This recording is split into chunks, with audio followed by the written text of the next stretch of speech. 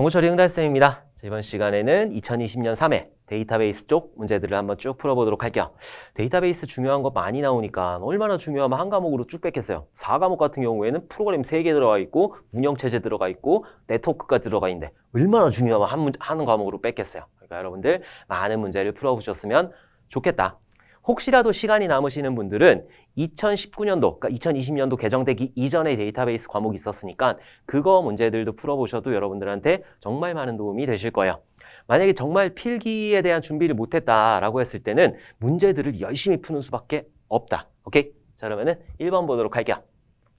다음 R과 S 두 릴레이션에 대한 디비전 연산의 수행 결과는 디비전 연산 나왔으니까 얘는 관계 대수가 되는 거고 관계 대수 여러 가지가 있었죠. 그래서 이렇게 동글뱅이 있고 이렇게 튀어나온 거 이렇게 아톰 머리 하나 이렇게 삐죽 나온 거 이건 셀렉트 연산이고 자 그리고 디비전 연산 나누기로 표시를 하는 거죠. 자 그리고 프로젝트 연산 이렇게 해가지고 어떤 값들을 가지고는 프로젝트 연산이 있었고 자 그리고 조인 연산 이렇게 해가지고 리본 모양 이런 조인 연산이 있었다. 자, 이런 기호들의 모양까지 여러분들 꼭 기억을 해두셔야 돼요.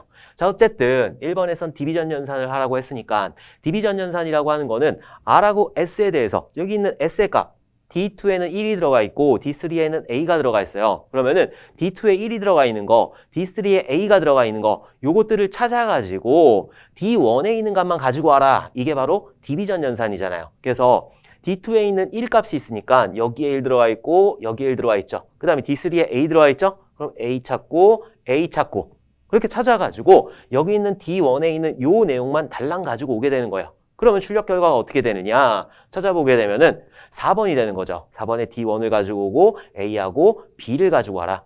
1번하고 2번하고 3번은 얘는 D3 가져오고 D2 가져오고 D3 가져오라고 했으니까 얘는 아예 범위 자체가 아니에요. 그렇기 때문에 이 문제는 4번이 정답이 된다. 자, 디비전 연산하고 이런 기호들 여러분들 꼭 정리를 해두셔야 돼요.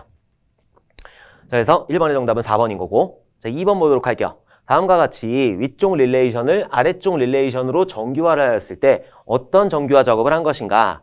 일단 정규화라고 하는 거는 개념물부터 들어가야 되겠어. 그래서 개념적 설계, 논리적 설계, 그리고 물리적 설계. 자, 이런 식으로 진행을 하게 되는데 개념적 설계에서는 ER 다이어그램이라는 게 나오는 거고 그리고 논리적 설계에서는 정규화 작업을 수행하라고 그리고 이렇게 ERD, 이쁜 거를 사상시키는 작업도 수행하는 거죠. 자, 그리고 물리적 설계에서는 역정규화, 반정규화를 수행을 하게 된다. 성능을 끌어올리기 위해서. 자, 그래서 개념물 꼭 기억을 해두셔야 되는 거고. 자, 정규화는 1차 정규화부터 5차 정규화까지 중간에 BCNF가 있고 1차 정규화, 2차 정규화, 3차 정규화, BCNF라는 게 있고 자, 그리고 4차 정규화, 5차 정규화. 자, 이런 식으로 진행을 하게 된다. 자, 1차 정규화에 만족을 하기 위해서 그렇게 하기 위해서는 어떤 작업이 수행이 되어야 되느냐. 도메인이 원자값이어야 된다라는 게 수행이 되어야 된다. 자, 그리고 2차 정규화가 만족을 하기 위해서는 부분함수 종속을 완전함수 종속으로 만들어줘야 되는 거죠. 자, 그리고 3차 정규화가 만족을 하기 위해서 이행적 함수 종속을 없애줘야 되는 거야. 이행적 함수 종속을 없애줘야 된다. BCNF를 만족하기 위해서는 모든 결정자는 후보키가 되어야 된다. 그래서 모든 결정자는 후보키가 되어야 된다. 자, 그리고 4차 정규화, 5차 정규화는 그냥 외워두시기만 하면 돼요. 다치 종속하고 조인 종속. 자, 요거에 만족을 해야 된다. 다치 종속하고 조인 종속 문제가 나오면 그냥 틀려도 돼요. 이거 나오지도 않고 실무에서도 실제로 3차 정규화까지만 사용을 한다. 자, 어쨌든 도메인이 원자값이라고 하는 거는 어떤 테이블이 있으면은 하나의 어트리뷰트, 하나의 그 필드 안에는 여러 값이 들어오면 안 된다는 거예요. 남자, 여자 막 이렇게 다 들어오는 게 아니라 남자면 남자, 여자면 여자 이렇게 하나씩만 들어와야 되는 게 바로 도메인이 원자값이 되는 거고 그 다음에 부분함수 종속을 없애준다라는 거는 만약에 두 개의 키를 가지고 기본 키로 구성을 했어요. 자, 얘가 기본 키야. 그래서 요거를 가지고 어떤 속성을 알 수 있으면 얘는 완전함수적 종속인데 근데 다른 속성을 얘 하나만 가지고도 알 수 있는 거예요. 얘는 분명히 두 개를 다 가지고 알아서 완전함수 종속이 됐는데 얘 같은 경우에 둘 중에 하나만 가지고도 알 수가 있더라. 그럼 이거는 부분함수 종속이라고 한다. 그래서 이런 것들을 제거해 줘야 되는 거. 자, 그다음에 이행적 함수 종속 같은 경우에는 A가 B를 알고 있고 그리고 B가 C를 알고 있을 때 그러면 A는 C를 알 수 있다. 이게 바로 이행적 함수 종속인 거죠. 그래서 요거는 3차 정규화는 이행적 함수 종속이다. 나머지 것들은 그냥 외워두기만 하시면 될 것 같아요. 그래서 두부 이걸 다 줘. 두부 이걸 다 줘. 이거를 꼭 외워 두셔야 된다. 자, 어쨌든 2번에서 이 릴레이션을 이렇게 변경을 했대요. 지금 첫 번째 위에 있는 릴레이션 보니까 대한민국에 서울이 있고 부산이 있어요. 도시라는 필드에 그 하나의 속성에 서울하고 부산이 있는 거예요. 미국에 워싱턴, 뉴욕이 있고 중국에 베이징이 있다. 자, 밑에 있는 거를 봤더니 대한민국엔 서울만 있고 대한민국엔 부산만 있어요. 밑에 더 있는데 뺐어요. 자, 이렇게 하나씩만 있는 거죠. 지금 도시를 2개씩 들어가 있었는데 하나의 속성에 2개씩 들어가 있었는데 요것들을 분리를 한 거잖아요. 이게 뭐다? 도메인을 원자값으로 바꾼 거다. 그래서 도메인이 원자값이다 라고 하는 거는 1차 정규화를 만족을 한 거잖아요. 자, 요렇게 변경을 했으면은 얘는 정규화가 안 된 건데 얘를 요렇게 변경을 하게 되면은 1차 정규화에 만족을 하게 되는 거다. 그래서 2번의 정답은 제1 정규형이 되는 거야. 오케이? 자, 3번 보도록 할게요. 분산 데이터베이스의 투명성에 해당하지 않는 것은, 야, 이 투명성이라고 하는 거는 내가 몰라도 된다. 분산 데이터베이스라고 하는 건 데이터베이스가 여기저기 막 흩어져 있다라는 거죠.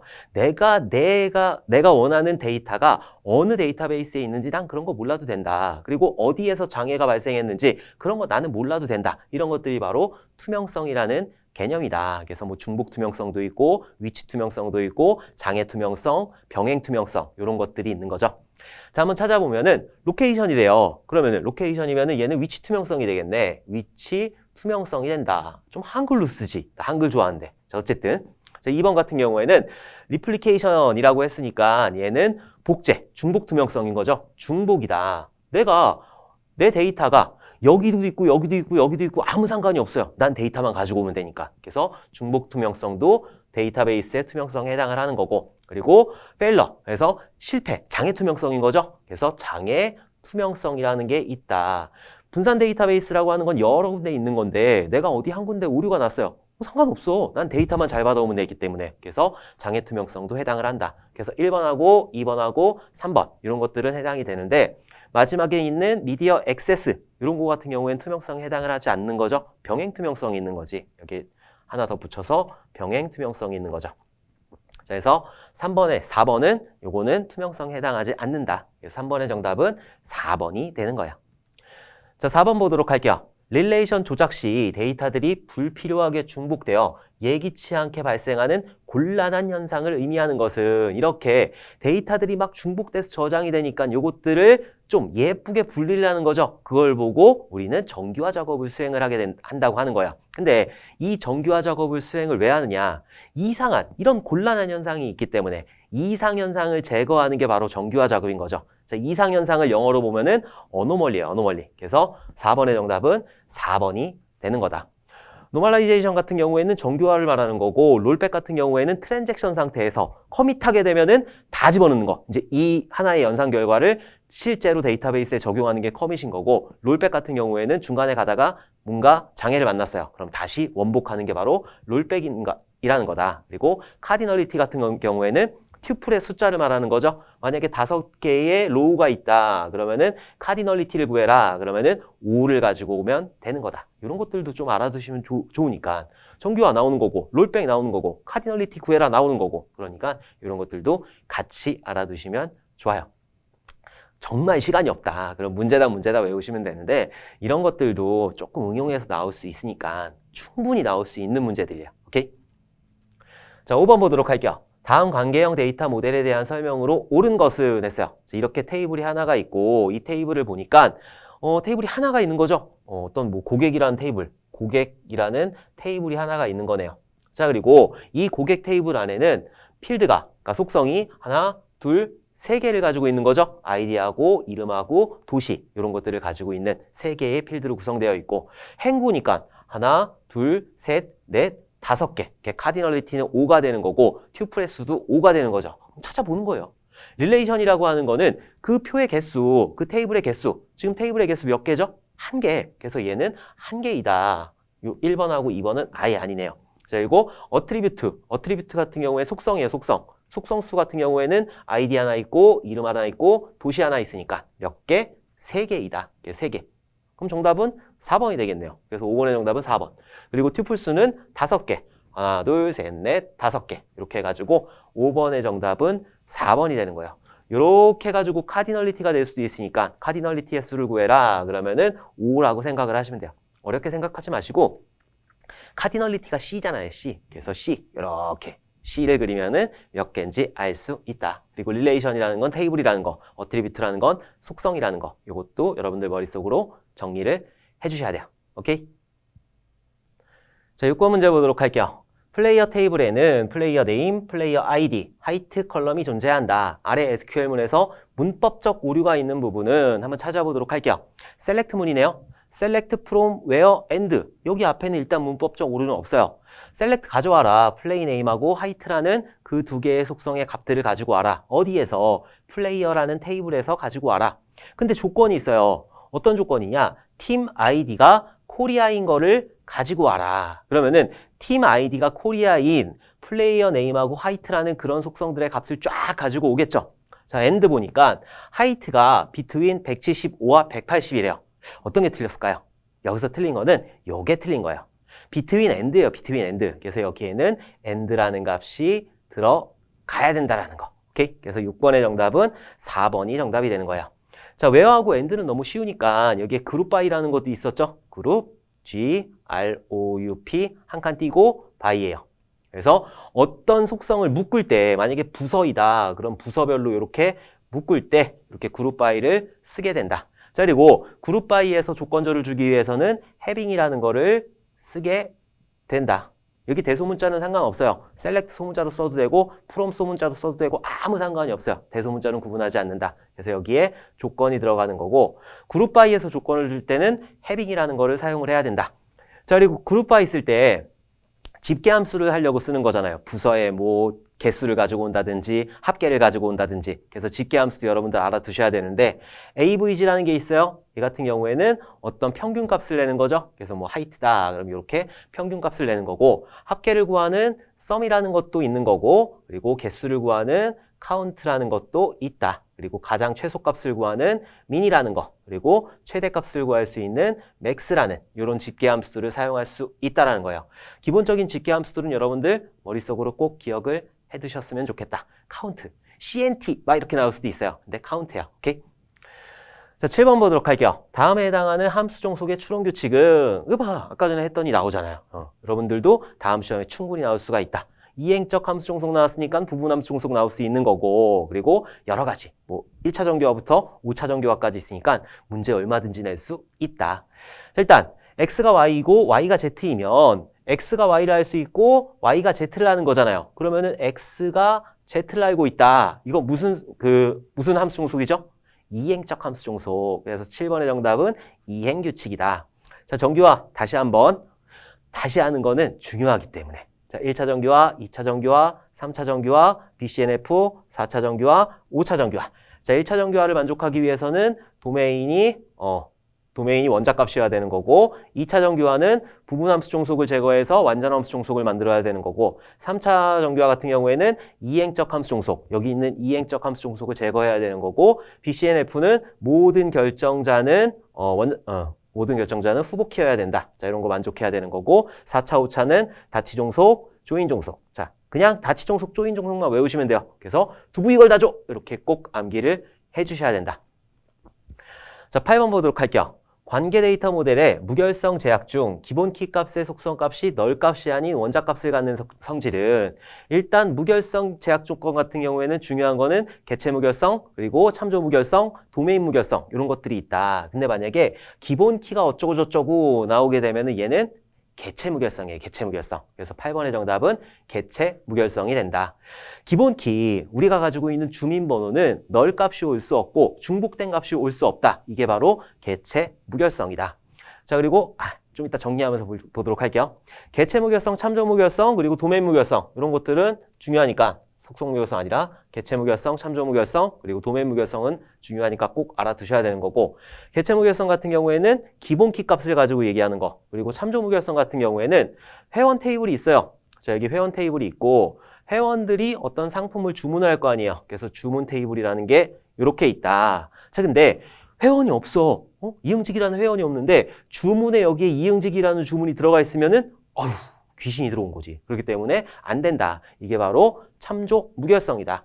여기에 있는 값들만 참조를 할 수 있다라는 게 바로 참조 무결성이에요. 속성 무결성, 키 무결성, 사용자 정의 무결성은 그런 게 있다라고 알아두시면 되고, 도메인 무결성 같은 경우에는 어떤 속성값이 만약에 성별이라는 속성값에는 남자하고 여자만 들어와야 돼. 그리고 대학교다라고 했을 때 학년에는 1, 2, 3, 4 들어와야 돼. 그게 바로 도메인 무결성이다. 그래서 중요한 것들은 여러분들 꼭 기억을 해주셔야 돼요. 자, 그리고 참조 무결성 같은 경우에 그 어떤 테이블을 만들 때 옵션을 줄 수가 있죠. 그래서 캐스케이드라든가 리스트릭트 이런 것들을 줄 수가 있는데, 캐스케이드 같은 경우에는 만약에 여기 있는 회원이 삭제가 돼요. 그러면은 여기 있는 주문에 있는 그 회원이 주문한 것들이 전부 다 일괄적으로 삭제가 되는 게 캐스케이드 옵션이고, 리스트릭트 옵션 같은 경우에는 여기 주문에 있어요. 근데 얘를 삭제하려고 그랬어. 그럼 삭제 못하게 하는 거. 그게 바로 리스트릭트 옵션이다. 그런 것까지 여러분들 머릿속으로 정리를 해주셔야 된다. 오케이? 자, 9번 보도록 할게요. DCL 명령어가 아닌 것은 일단 상함 DMC를 생각하면 된다고 그랬죠? 상함 DMC가 있고 앞에다가 모두 DL을 이렇게 붙여주게 되면 된다. DDL 같은 경우에는 어떤 거를 정의하는 거, create, alter, drop 이런 것들을 DDL에서 정의를 하는 거고, DML 같은 경우에는 여기서 만들었잖아요. 정의해가지고 테이블을 만들었으면 조작하는 거, select, insert, update, delete 이런 식으로 조작하는 거고, DCL 같은 경우에는 제어죠. 제어라서 뭐 grant 한다든지 권한을 주고 revoke, 권한을 뺏는다든지 commit, rollback 이런 것들이 DCL에 해당하는 거다. 자, 아닌 거 찾아보라고 그랬으니까 commit 맞고 rollback 맞고 grant 맞고 select 같은 경우에는 DML문에 해당하는 거죠. 그래서 9번의 정답은 4번이다. DDL, DML, DCL 구분하는 거 잘 나오니까 꼭 기억을 해두셔야 돼요. 오케이? 자, 10번 보도록 할게요. 릴레이션에 대한 설명으로 거리가 먼 것은, 릴레이션이라고 하면 하나의 테이블이에요. 회원 테이블, 회원 릴레이션 이렇게 부르는데, 거리가 먼 거 찾으라고 그랬으니까 튜플들의 삽입, 삭제 등의 작업으로 인해 릴레이션은 시간에 따라 변한다. 회원이 들어갈 수도 있고 회원 탈퇴를 할 수도 있으니까 당연히 변하는 거죠.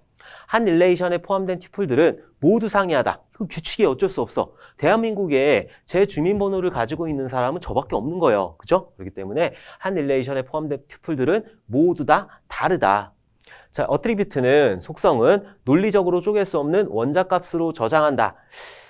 그게 맞긴 해요. 그 만약에 성별이다 그러면은 남자 여자 이렇게 애매모호하게 되는 게 아니라 남자면 남자, 여자면 여자 이렇게 원자값으로 저장을 하는 게 맞기는 한데, 1차 정규화도 그렇고, 근데 이렇게 개발 안 하는 경우도 굉장히 많아요. 그렇기 때문에 얘는 조금 논란의 소지가 있을 수도 있는데, 어쨌든 뭐 그 밑에 게 너무 명확하니까 한 릴레이션에 포함된 튜플 사이에는 순서가 없어요. 튜플, 그러니까 각각의 행들에는 튜플의 무순서성이에요.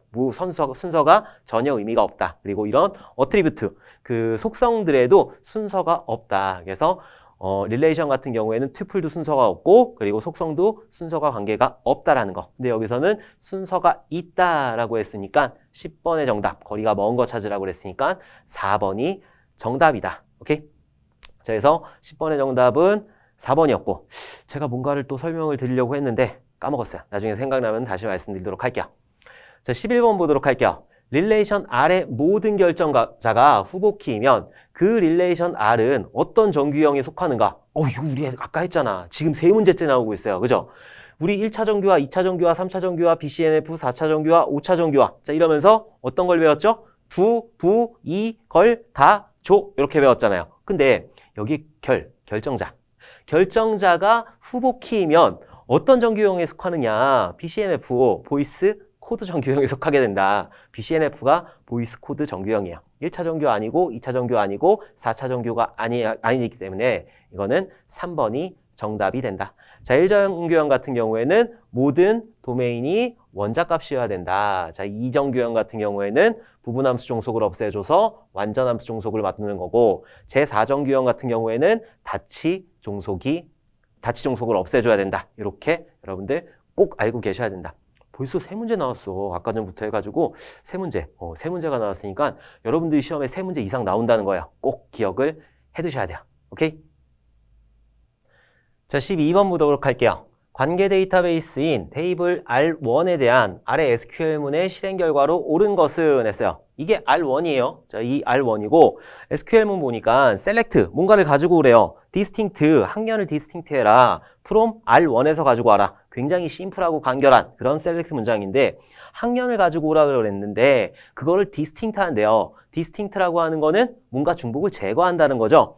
R1이라는 이 테이블에서 학번 아니고 이름 아니고 학년을 가져오고 학과 아니고 주소를 가지고 오는데 이렇게 그냥 디스팅트가 없는 상태로 가지고 오게 되면은 1, 1, 2, 2, 3 이런 식으로 5개의 그 튜플을 가져오게 될 거예요. 근데 여기서 디스팅트를 매겨버렸잖아요. 그렇게 되면은 여기서 중복된 거를 제거하는 거예요. 1 가지고 왔는데 얘 제거해야 되겠죠? 2 가져왔는데 얘 제거해야 되겠죠? 3 이렇게 가지고 오니까 1, 2, 3을 가지고 오게 된다. 그래서 요 결과를 실행시키게 되면은 1, 2, 3 이런 식으로 수행이 되게 되는 거예요. 여기에 실제로 이거를 쿼리문을 날리게 되면은 위에 학년이라는 이렇게 그 어트리뷰트, 그 속성에 이름이 붙는데 학년하고 1, 2, 3 이렇게 쓰셔도 되고 그리고 그냥 1, 2, 3 이렇게 쓰셔도 된다. 이게 실기에서 살짝 그 이번에 2021년도 1회 시험에서 이것들 문의하시는 분들이 많더라고요. 근데 실제로 F5번 눌러가지고 혹은 F9번 눌러가지고 실행을 시키게 되면은 원래는 학년 보이고 1, 2, 3 보이는 거예요. 근데 그냥 1, 2, 3 써도 정답으로 인정을 해줄 거다. 오케이? 그래서 12번의 정답을 찾아보면은 학년 1, 2, 3 들어오는 거죠. 다른 것들은 아니죠. 이렇게 가지고 오는 거는 디스팅트가 없을 때고 안 갖고 오잖아, 이름. 여기도 이름 안 갖고 오잖아. 그렇기 때문에 학년만 가지고 오는 1, 2, 3 디스팅트를 매겨가지고. 오케이? 자, 13번 보도록 할게요. DML. 명령어가 아닌 것은 나오잖아요. 제가 DDL, DML, DCL 다 외우더라고 하셨죠? 말씀드렸죠?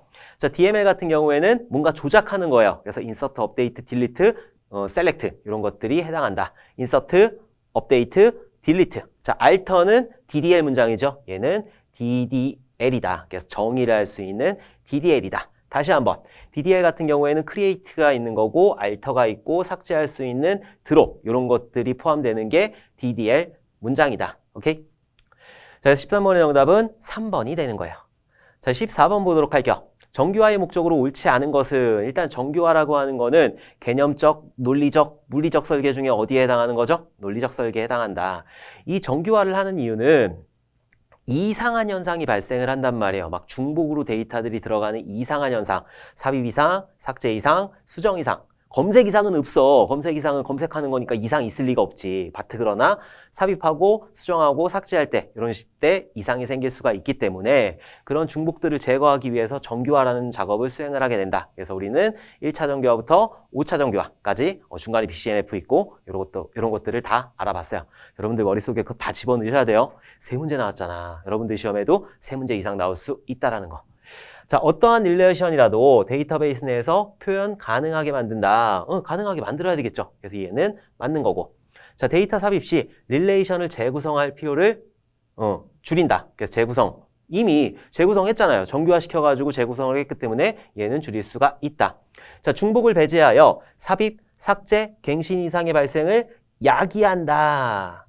중복을 배제해서 얘를 없애려고 하는 건데 야기한다라고 했으니까 얘가 틀린 거지. 그쵸? 이런 것들을 없애는 거죠. 이상현상, 언어원리 현상을 없애는 게 바로 정규화이기 때문에 14번의 정답, 옳지 않은 것은 예이다.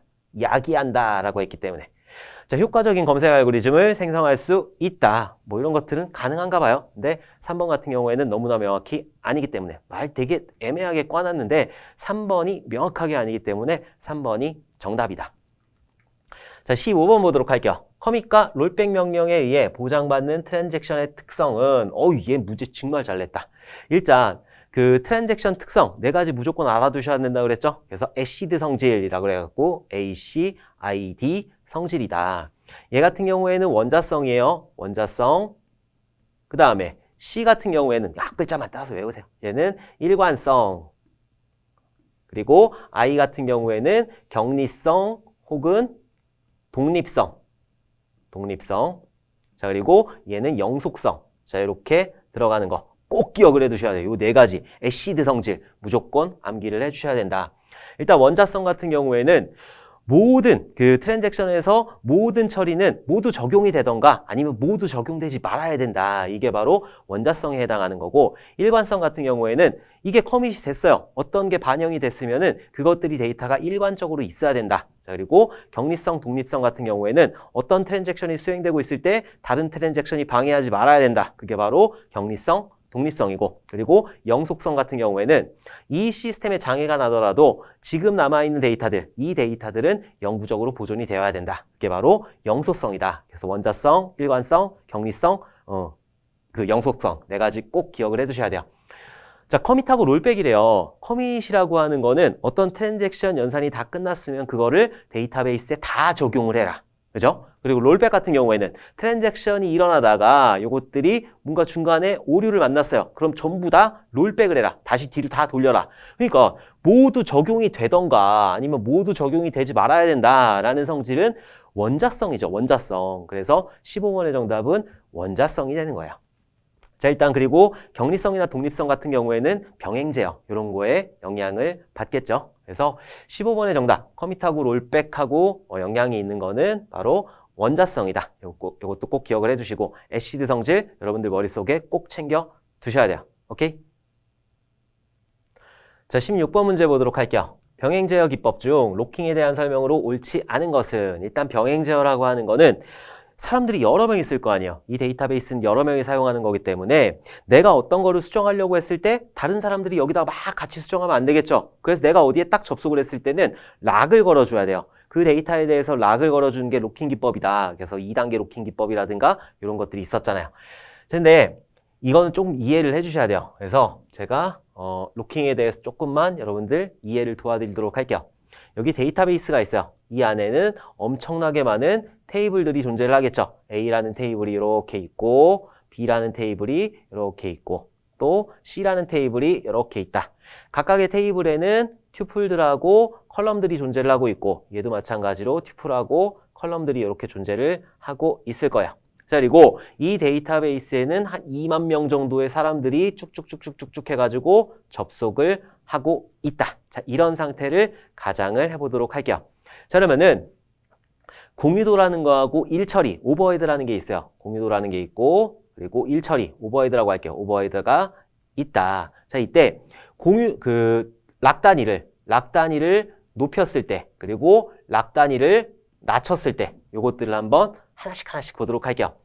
락 단위를 높였다고 하는 거는, 락 단위를 크게 했다고 하는 거는 데이터베이스에다가 락을 걸어버린 거예요. 그러면은 만약에 첫 번째 사용자가 이 데이터베이스 여기에 있는 값을 A 테이블에 있는 요만한 값을 수정하려고 딱 들어왔는데 락을 싹 걸어버리니까, 락 단위를 높여갖고 락을 싹 걸어버리니까 나머지 사용자들이 이 데이터베이스에 접속을 못하는 거예요. 그죠? 그러니까 락 단위를 엄청나게 크게 했을 때는 공유도 같은 경우에 어떻게 될까요? 다른 사람이 쓰는 공유도 같은 경우에는 엄청나게 낮아지겠죠. 그쵸? 락을 데이터베이스에 걸었기 때문에 나 빼고 나머지 사람들은 사용을 할 수가 없는 거예요. 이 데이터베이스는 공용 데이터베이스인데 나 빼고는 사용할 수가 없어. A라는 테이블 단위로 락을 걸었어요. 이 사람이 들어왔을 때 요만큼만 수정하면 되는데 다른 사람이 들어와서 B라는 거, C라는 거는 접속할 수 있지만 A라는 건 사용할 수가 없잖아요. 그렇기 때문에 락 단위가 증가하게 되면은 공유도는 확 떨어지게 된다. 자, 반대로 락 단위를 낮췄어요. 락 단위를 낮췄다는 거는 이 행에 대해서, 이 튜플에 대해서만 락을 걸었어요. 그러면은 이 사람이 들어와서 여기를 수정하고 있을 때 나머지 19,999명이 들어와서 C라는 테이블을 이용할 수 있고 B라는 테이블을 이용할 수 있고 A 테이블의 나머지 튜플들을 이용할 수가 있는 거죠. 그러니까 락 단위를 낮추게 되면은 공유도는 증가를 하게 되는 거죠. 오케이? 이해를 하셔야 돼요. 자, 그 다음에 락 단위를 낮췄을 때 일 처리는 어떻게 되느냐? 락 단위를 높였을 때 락 단위를 높이게 되면은 DB에다가 락을 싹 걸어버렸어. 그러면은 이 사람이 들어왔어. 그러면 그냥 걸어버리면 되니까, 여기를 락 걸어버리면 되니까는 데이터베이스 입장에서 할 일 하나도 없어. 그냥 너 들어왔니? 그럼 락 걸고 나 쉬고 있는 거야. 언제까지? 얘 나갈 때까지. 다음 사람 들어왔을 때 DB에다 락 걸어버리면 돼요. 그리고 나 쉬고 있는 거야. 그러니까 락 단위를 높이게 되면은 일 처리는 굉장히 낮아지겠죠. 얘는 할 일이 별로 없으니까. 오케이? 자, 근데 락 단위를 낮췄어요. 그래서 요만큼에 대해서만 락을 걸게 되면은 이 사람이 들어왔을 때 여기에 락을 걸어요. 이 사람이 들어왔을 땐 여기에 락을 걸고 이 사람이 들어오면 여기 락 걸고 락 걸고 락 걸고 락 풀고 락 풀고 락 풀고 이런 식으로 계속적으로 할 일이 어마어마하게 많은 거잖아요.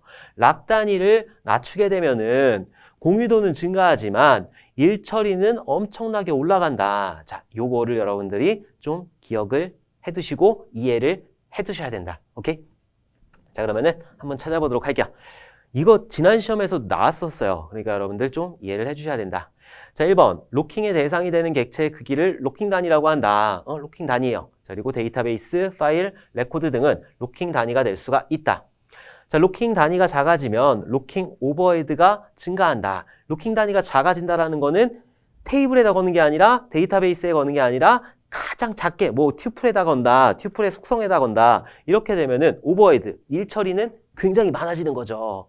락 걸었다 풀었다 걸었다 풀었다 해줘야 되니까. 그래서 얘는 맞는 설명. 이건 다 맞는 설명이고, 로킹 단위가 커지면 데이터베이스 공유도가 증가를 한다라고 그랬어요.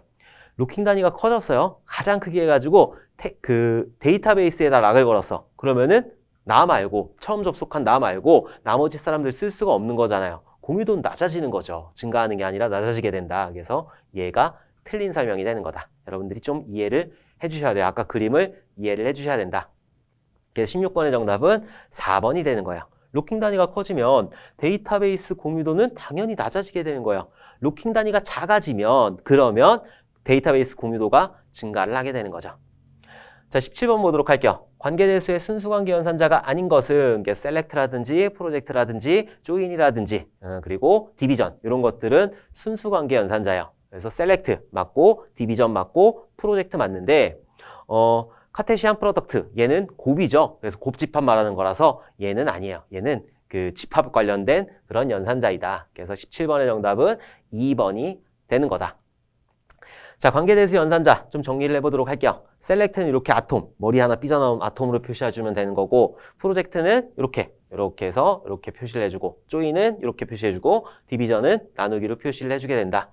자, 이번 시험에서 디비전도 나왔었고, 지난 시험에 이렇게 조인이라는 거 나왔으니까 요 기호들, 모양들도 꼭 기억을 해주셔야 돼요. 이게 순수관계 연산자이고, 그리고 일반 집합 연산자, 합집합, 교집합, 차집합, 카티션 프로덕트. 아까 전에 나왔던 게 그 카티션 프로덕트예요. 그래서 이런 것들은 집합 연산자에 해당을 한다. 이것도 기억을 해두셔야 돼요. 자, 18번 보도록 할게요. 뷰의 장점이 아닌 것은 일단 뷰라고 하는 거는 실제적으로 물리적으로 저장되어 있는 게 아니에요. 일단 물리적으로 저장되어 있는 거는 회원이라는 게 있고 주문이라는 게 있어. 자, 이 회원이라는 테이블하고 주문 테이블에서 빈번하게 이것들을 여기 안에서 3개, 여기 안에서 2개를 가지고 오는 빈번하게 쓰는 어떤 작업을 하고 있어요. 그러면은 뷰라는 가상의 테이블을 만드는 거예요. 뷰라는 가상의 테이블을 만들어서 회원에 있는 동글뱅이 3개하고 주소에 있는 X 2개를 가지고, 주문에 X 2개를 가지고 와서 요것들의 하나의 뭐 회원 주문이다. 자, 이런 식으로 가상의 테이블을 만들어준 거. 이게 바로 뷰라는 거다. 그러니까 얘는 실제적으로 저장이 된 장치가 아니에요. 오케이? 그래서 뷰 같은 경우에 보안적으로 좀 좋아요. 왜? 여기 안에 있는 비밀번호라든가 이런 거 가지고 올 필요 없고 그 주문 정보에 있는 금액이라든가 이런 거 가지고 올 필요 없으니까 필요한 것만 싹싹 가지고 오면 되니까 얘는 보안에 좀 좋다라고 얘기는 해요.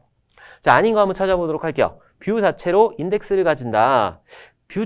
뷰하고 인덱스하고는 전혀 상관이 없어요. 자, 인덱스라고 하는 거는 회원 테이블에서 어떤 회원이 어디에 있는지 그런 것들을 찾아가기 위해서 무슨 차례, 목차같이 만든 게 바로 인덱스라고 했잖아요. 그 인덱스 같은 경우에는 물리적인 테이블에다가 걸 수 있는 거지 이런 그 가상의 테이블에다가는 걸 수가 없다. 그리고 인덱스 자체를 가질 수도 없어요. 그렇기 때문에 18번의 정답은 1번이 되는 거예요.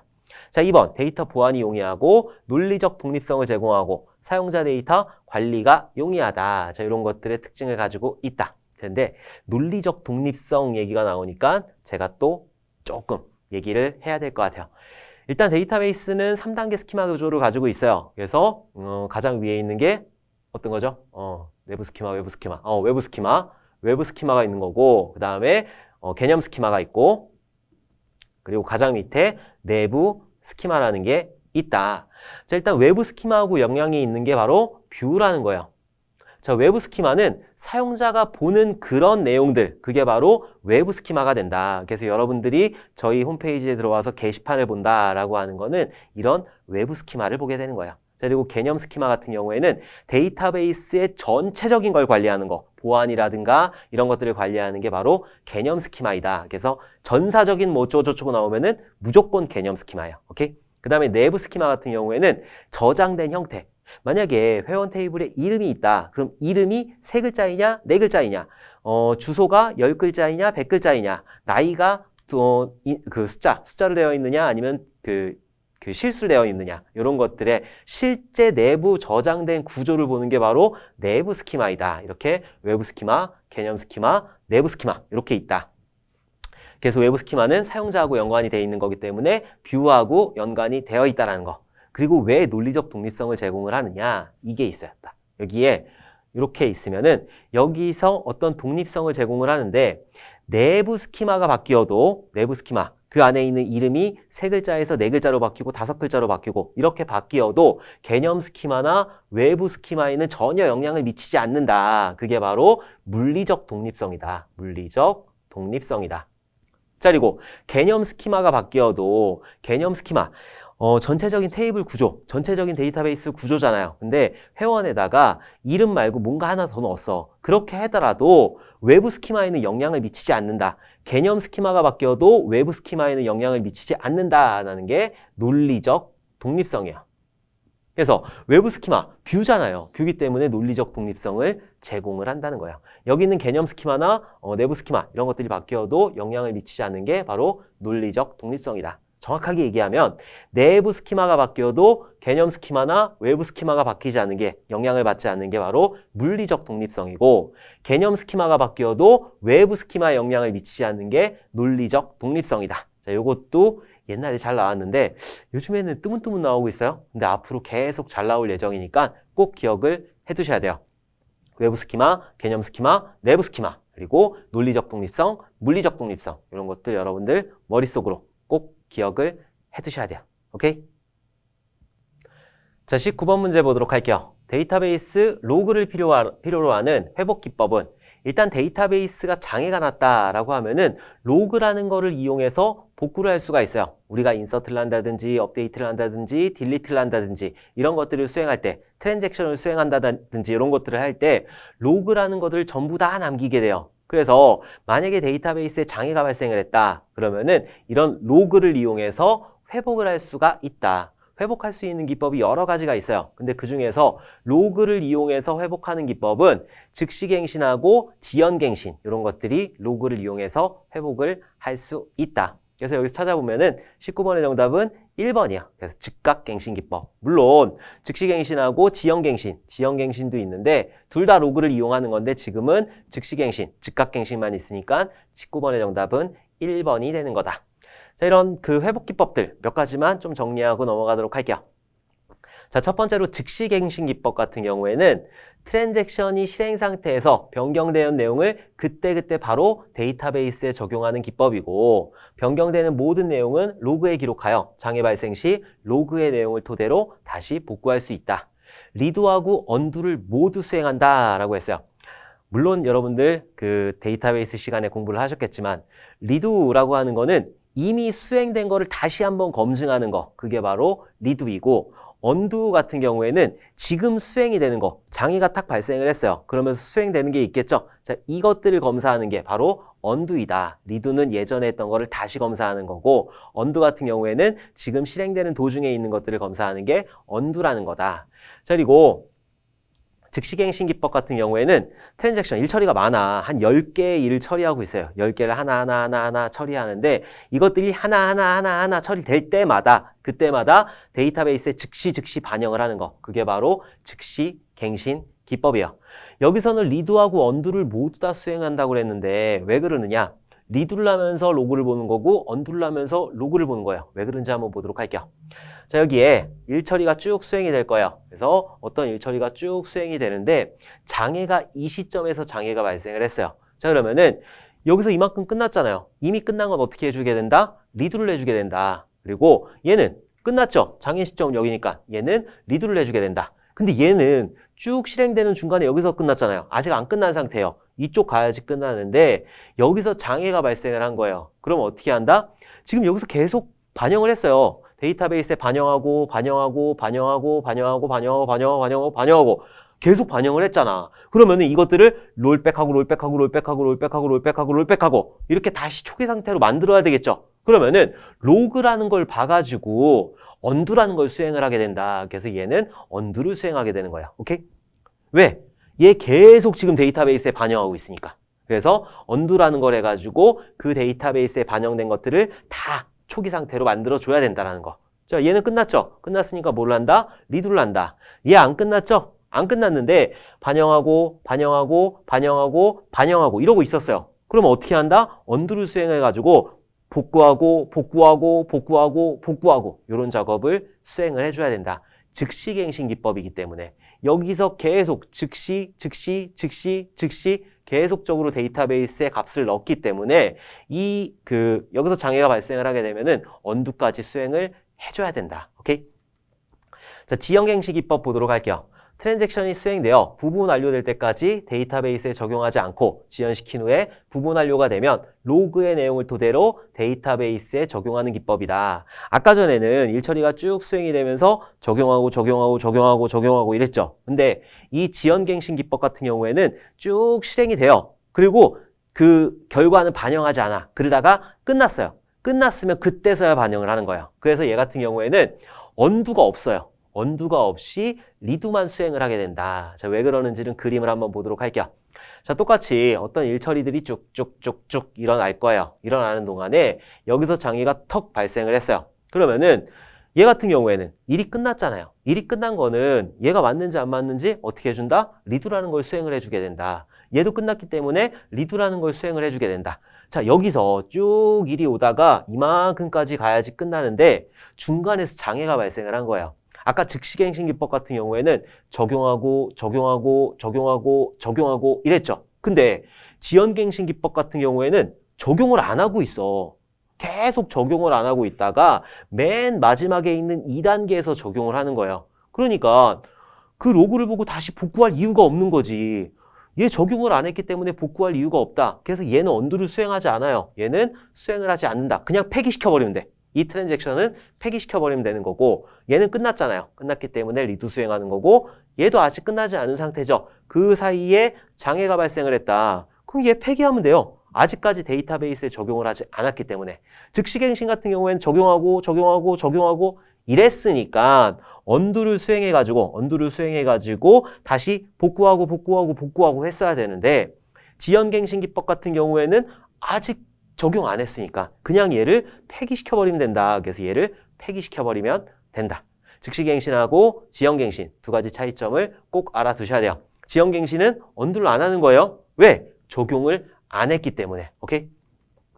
자, 검사 시점 기법도 있어요. 이것들이 아까 전에 쭉 수행이 되면서 얘도 해야 되고 그러니까 한 이만큼 온 거는 여기서 이 시점에서는 검사가 끝난 거야 라고 해가지고 얘만 다시 리두를 하는 거. 그게 바로 검사 시점 기법이다. 트랜잭션이 실행되는 중간에 검사 시점을 지정하여 검사 시점까지 수행한 후 완료된 내용을 데이터베이스에 적용을 하는 기법이다. 그래서 검사 시점 기법이라는 것도 그냥 보시면 될 것 같아요. 그리고 그림자 페이징 기법, 로그를 사용하지 않고 백업을 만들어 놓는 거. 그게 바로 그림자 페이징 기법이다.